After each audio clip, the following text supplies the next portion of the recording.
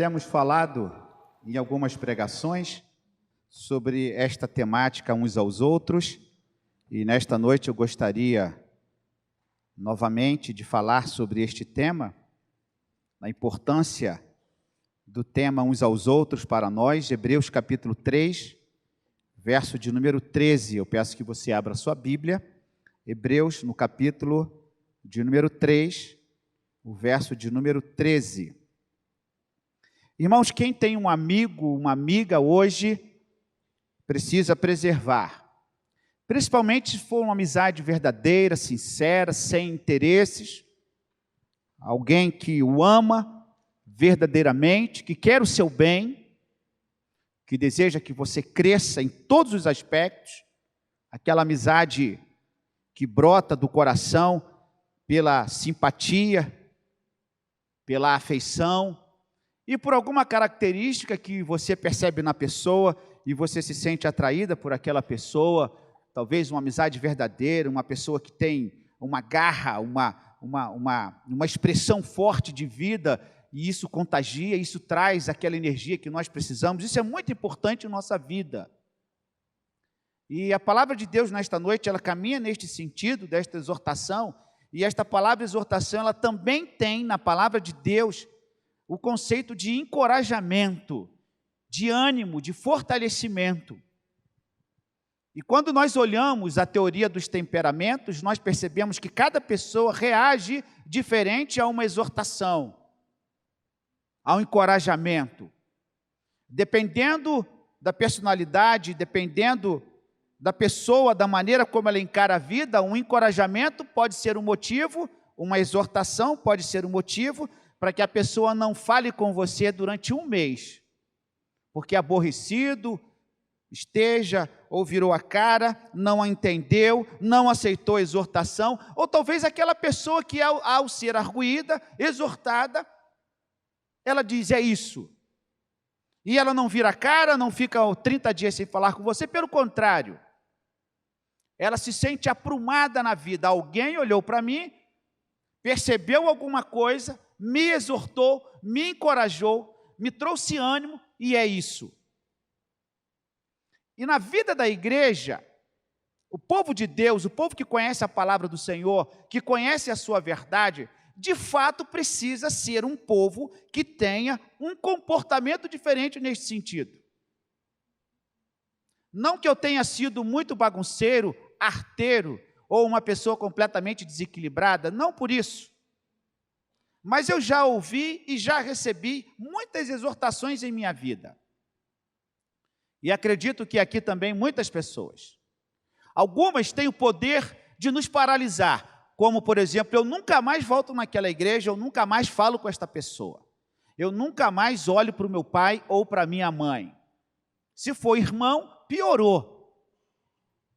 A verdade é que nós colecionamos exortações, que muitas vezes tem o poder do encorajamento, do ânimo, mas a questão é o que eu faço com esta palavra, com esta exortação. Se eu tomo esta palavra, esta exortação, como algo que vai me colocar para baixo, interferindo negativamente na minha personalidade, fazendo-me murchar diante das circunstâncias, ou aquela palavra vai me fazer refletir e eu entenderei que aquilo é para o meu bem. Notem que Davi, quando ele passa pela exortação do profeta Natã, quando a sua ficha cai, quando Natã fala com ele, você é o homem em que habita o pecado, Davi, eu acredito ali que o seu mundo cai, o seu mundo caiu.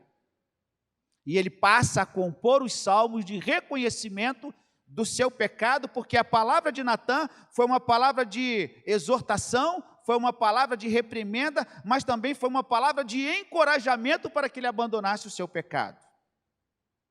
É um dos exemplos que nós encontramos na palavra de Deus, de mútua ou de recíproca ajuda, mutualidade, que é o que temos falado ultimamente. Hebreus no capítulo 3, o verso de número 13, meus irmãos.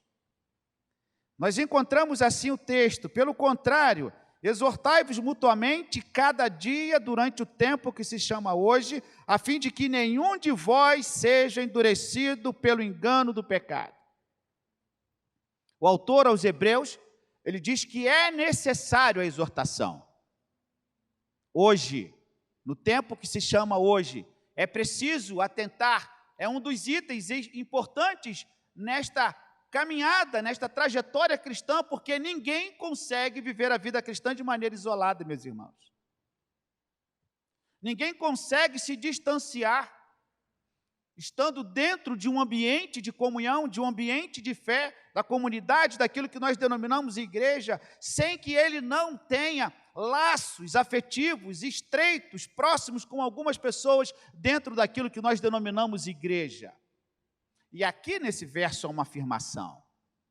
É bom que tenhamos, é saudável que tenhamos, é necessário termos, para que não tenhamos o nosso coração endurecido pelo pecado. Por quê? Porque quando nós não somos exortados, quando alguém não nos puxa a orelha, quando alguém não vem com aquela palavra de encorajamento dizendo: você errou, você está no caminho equivocado, não é por aí, o que acontece? Aqui diz nesse texto, o pecado toma forma, se endurece e cada vez mais a pessoa tem o seu coração petrificado, endurecido. Por isso que é importante.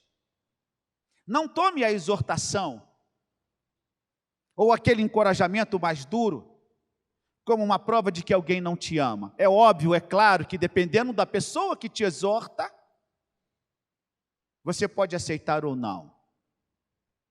Mas quando se dá entre pessoas que se amam, pessoas que querem o bem, e na igreja nós precisamos deste ambiente, é preciso ceder à exortação.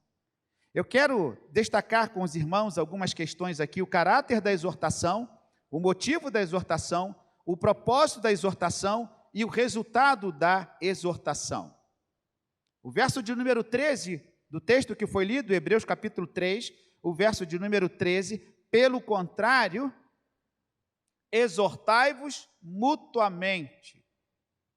Ou seja, que haja entre vós uma troca de ânimo, uma reciprocidade.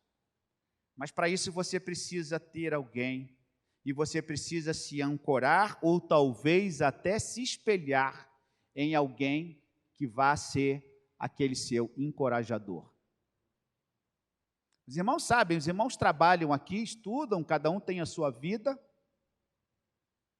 Eu quase que tenho certeza absoluta que você só encontra esta temática de encorajamento por amor, de troca, de reciprocidade num ambiente de igreja.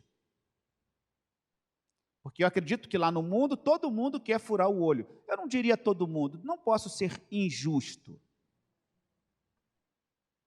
Mas lá no mundo, talvez, não quero generalizar para pecar na generalização, porque há muitas pessoas boas no mundo, muitas vezes melhor do que muitos dentro da igreja.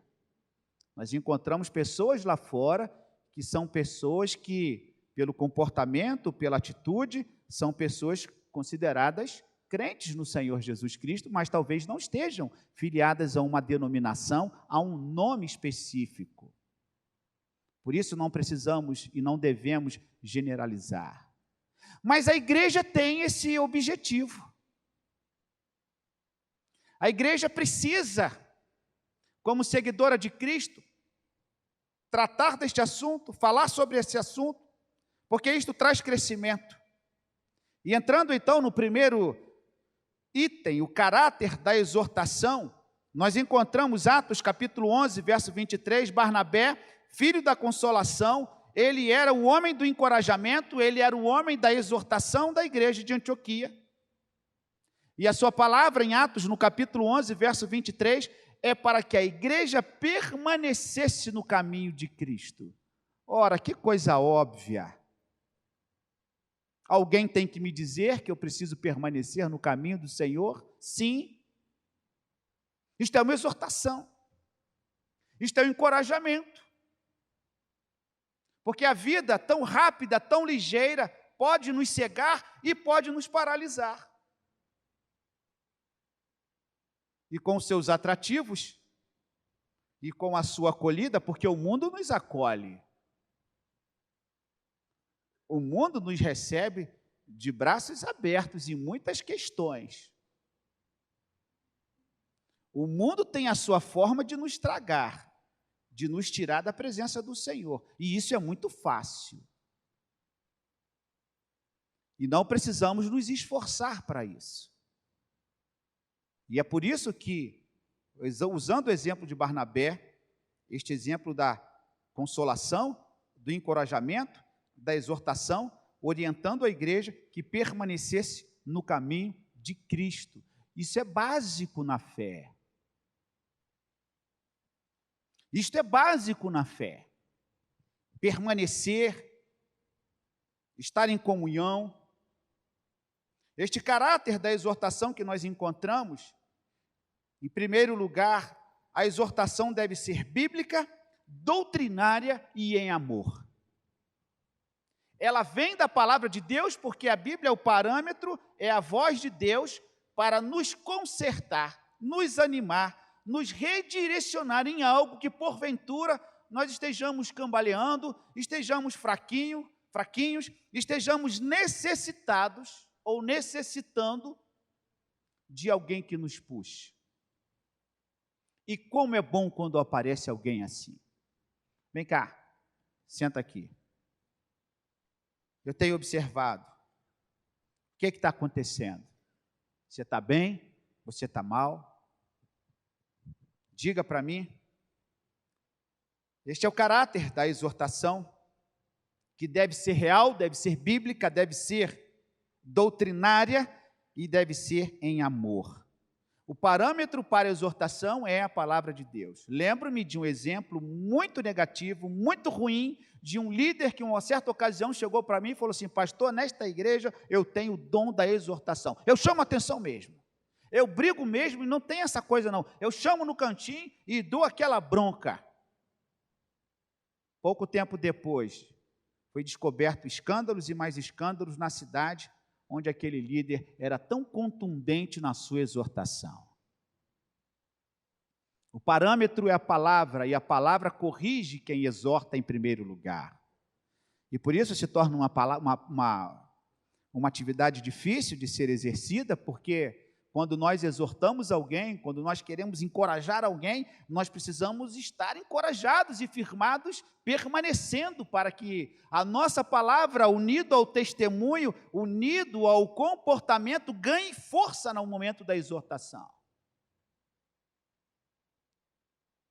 Abra sua Bíblia em Filipenses, no capítulo 4, verso de número 2.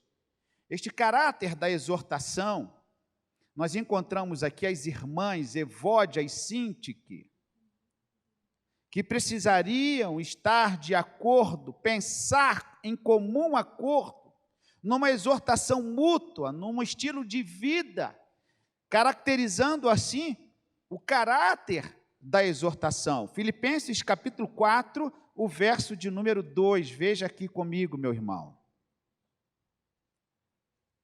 Filipenses capítulo 4, verso de número 2. Estas irmãs que com certeza elas tinham algum problema entre elas. Rogo a Evódia e rogo a Sintique, pensem concordemente no Senhor. Ou pensem em comum acordo. Possivelmente essas duas irmãs tinham algum problema de relacionamento. Divergiam em alguma coisa, que é algo muito natural, é muito comum. Quem não diverge? É comum divergir de pai, de mãe, esposo, esposa, filhos. Isso é muito comum. É algo que acontece, talvez seja até natural e muito natural entre nós, entre pessoas no trabalho.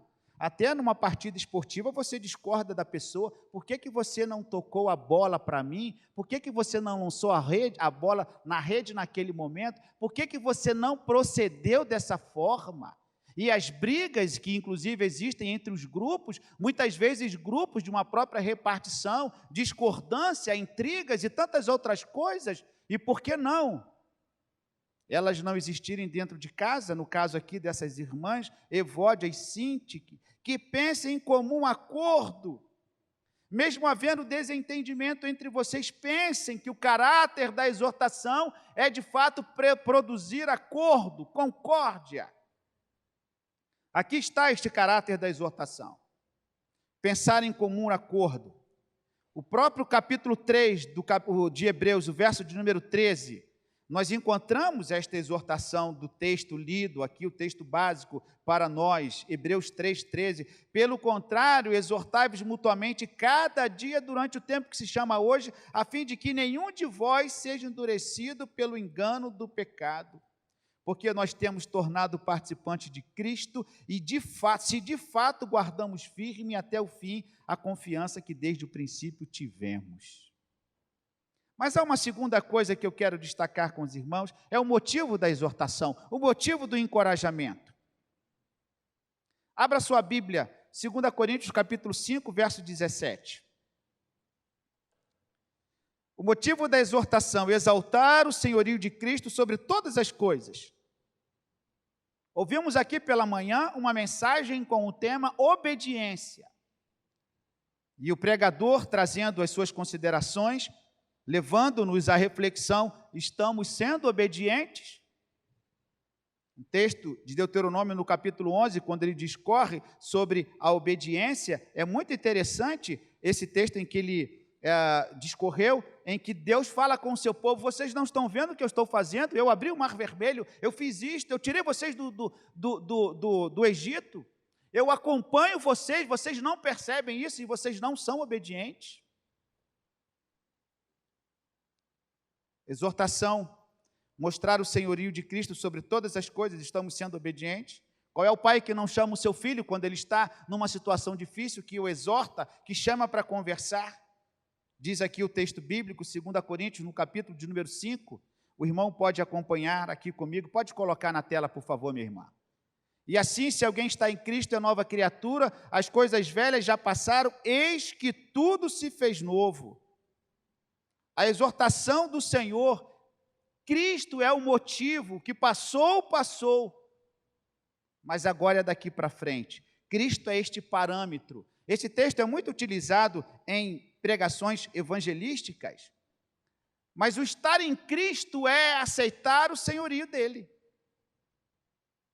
É aceitar a sua forma de vida, o seu estilo de vida, os seus preceitos, e ninguém pode ser considerado cristão se não obedecer a sua palavra. A palavra de Deus é este parâmetro da exortação. Conforme vimos no ponto de número 1, a palavra de Deus, bíblica, doutrinária, em amor, o caráter da exortação, mas o motivo dessa exortação é nos tornar semelhantes a Cristo. E neste mundo tão conturbado, cheio de ideias, talvez alguém pense que pode ser cristão sem obedecer a palavra de Deus. Não há como. Não há como obedecer a Deus não obedecendo a sua palavra. É preciso que Cristo seja reconhecido como o Senhor. Tudo se faz novo na vida daquele que está no caminho da verdade. Ele age porque a sua vida está sendo transformada. Filipenses capítulo 3, veja comigo Filipenses capítulo de número 3. Quero passar alguns textos para os irmãos. Filipenses no capítulo de número 3, o verso 17 a 21, Filipenses 3, 17 e 21, não que eu tenha já recebido ou tenha já obtido a perfeição, mas prossigo para conquistar aquilo que eu também fui conquistado por Jesus Cristo. Irmãos, quanto a mim não julgo havê-lo alcançado, mas uma coisa faço, esquecendo-me das coisas que para trás ficam, avançando para as que estão diante de mim, prossigo para o alvo, para o prêmio da soberana vocação de Cristo Jesus. Todos, pois, que somos perfeitos, tenhamos este sentimento. E se porventura pensais de outro modo, também isto Deus vos esclarecerá. Também andemos de acordo com o que já alcançamos. Irmãos, sede imitadores meus, e observai os que andam segundo o modelo que tendes em nós. Pois muitos andam entre nós, dos quais repetidas vezes eu dizia, e agora vos digo, até chorando, que são inimigos da cruz de Cristo. O destino deles é a perdição, o Deus deles é o ventre, e a glória deles está na sua infâmia, visto que só se preocupam com as coisas terrenas.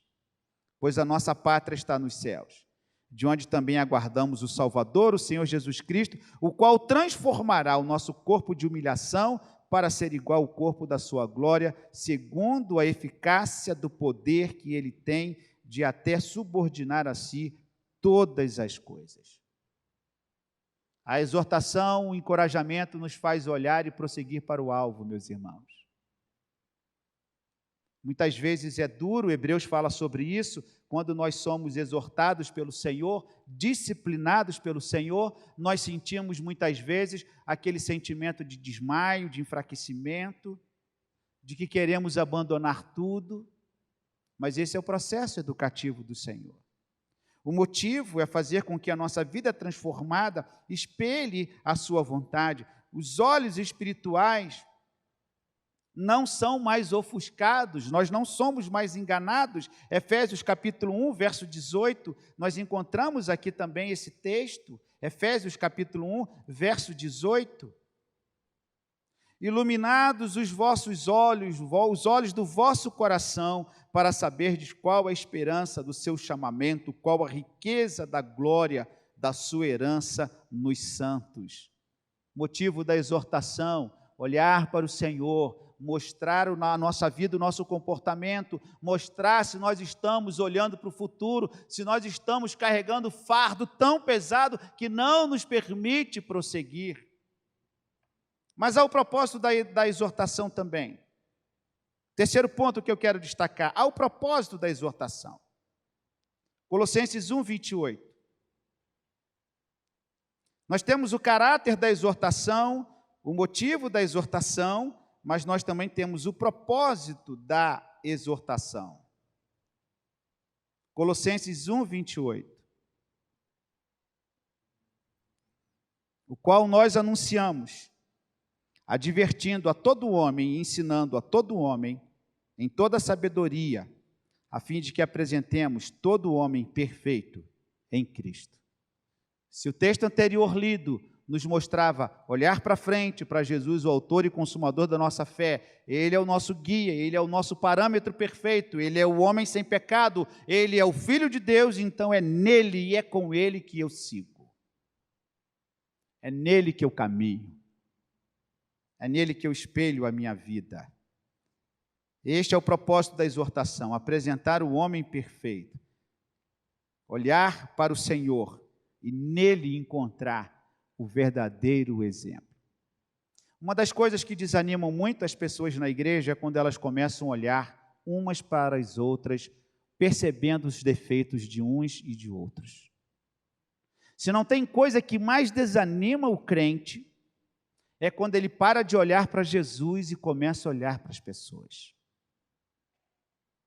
Pode ter certeza que se ele não vencer este sentimento e este hábito de parar de olhar para as pessoas, de deixar de olhar para as pessoas e olhar para Cristo, ele cada vez mais se torna fraco, se torna distante da fé, porque o exemplo que ele olha, ele se espelha naquilo que é imperfeito. Quando alguém faz um prato, um alimento, e quer que seja perfeito, ele olha a melhor receita. Ele não olha o exemplo daquilo que deu errado, aquilo que queimou, que deu mau cheiro, que extrapolou, que não ficou bem. O tempero foi na dosagem certa, a água foi na dosagem certa. E quando está pronto, que perfume aquilo sobre a casa. Ninguém copia receita que não dá certo, meus irmãos. Ninguém olha para exemplos que não dão em nada, a não ser para que não caminhe neste sentido. Nós precisamos olhar para Cristo, o exemplo perfeito. E este é o propósito da exortação. Aplicar as verdades do Evangelho. Volte para o capítulo 3 de Hebreus. Capítulo 3 de Hebreus. O propósito da exortação, aplicar as verdades do Evangelho. Hebreus capítulo 3, veja comigo os versos de 12 a 19. Hebreus capítulo 3, dos versos de 12 a 19. Tende cuidado, irmãos. Jamais aconteça ver em qualquer de vós perverso coração de incredulidade que vos afaste do Deus vivo. Pelo contrário, exortai-vos mutuamente cada dia durante o tempo que se chama hoje, a fim de que nenhum de vós seja endurecido pelo engano do pecado. Porque nós temos tornado os participantes de Cristo, se de fato guardamos firme até o fim a confiança que desde o princípio tivemos, enquanto se diz: hoje, se ouvides a sua voz, não endureçais o vosso coração como foi na provocação. Ora, quais os que, tendo ouvido, se rebelaram? Não foram de fato todos os que saíram do Egito por intermédio de Moisés? Contra quem se indignou 40 anos? Não foi contra os que pecaram, cujos cadáveres caíram no deserto? E contra quem jurou que não entrariam no descanso, senão contra os que foram desobedientes? Vemos, pois, que não puderam entrar por causa da incredulidade. O motivo do encorajamento, da exortação, é exatamente nos fazer olhar para o Senhor. Imagina aquele povo no Egito, saindo do Egito, no deserto, cada um murmurando, cada um olhando para si, cada um desdenhando a promessa, cada um desdenhando o foco da viagem, que é a terra prometida, e começam a se enrolar entre si, olhando cada um para o defeito do outro. Não havia como prosseguir. E nós conhecemos essa história. Foi preciso que uma geração inteira morresse no deserto para que uma nova geração nascesse, uma geração que tivesse de fato o desejo de obedecer ao Senhor. O propósito da exortação é aplicar as verdades do Evangelho. Um coração mau que produz incredulidade precisa ser afastado. O verso de número 12 nos fala sobre isso. Os versos de número 13 nos fala isso. E a palavra de Deus nos mostra um outro motivo, um outro propósito que cabe perfeitamente na exortação. Encorajar as boas obras. 1 Timóteo capítulo 6. Veja comigo, meu irmão. 1 Timóteo capítulo 6, os versos 17 a 19. O propósito da exortação, encorajar as boas obras. 1 Timóteo capítulo 6, os versos 17 a 19. Exorta os ricos do presente século que não sejam orgulhosos, nem depositem a sua esperança na instabilidade da riqueza, mas em Deus, que de tudo nos proporciona ricamente para o nosso aprazimento. Que pratiquem o bem, que sejam ricos de boas obras, generosos em dar e prontos a repartir. Que acumulem para si mesmos tesouros sólidos, fundamento para o futuro, a fim de se apoderarem da verdadeira vida. Encorajamento, propósito da exortação, encorajar as boas obras. E por último, meus irmãos, quais os resultados da exortação? Quais os resultados? A exortação, o ânimo, o encorajamento deve produzir um ambiente manso de altruísmo autêntico, conforme a palavra do Senhor nos mostra. Filipenses capítulo de número 4. Vá para esse texto. Retorne aqui ao texto de Filipenses, no capítulo de número 4. Os versos 2 e 3, nós já lemos aqui, irmãos. Rogo a Evódia e rogo a Sinti que pensem concordemente no Senhor. A ti, fiel companheiro de jugo, também peço que auxilies, pois juntas se esforçaram comigo no Evangelho, também com Clemente, com os demais cooperadores meus, cujos nomes se encontram no livro da vida. Alegrai-vos no Senhor. Outra vez digo, vos alegrai-vos. Paulo tinha uma equipe de encorajadores. E muita coisa do que Paulo fez foi por causa dessas pessoas que animavam, fortaleciam, seja através da vida financeira, porque Paulo tinha muitos financiadores da sua obra, como Jesus também tinha.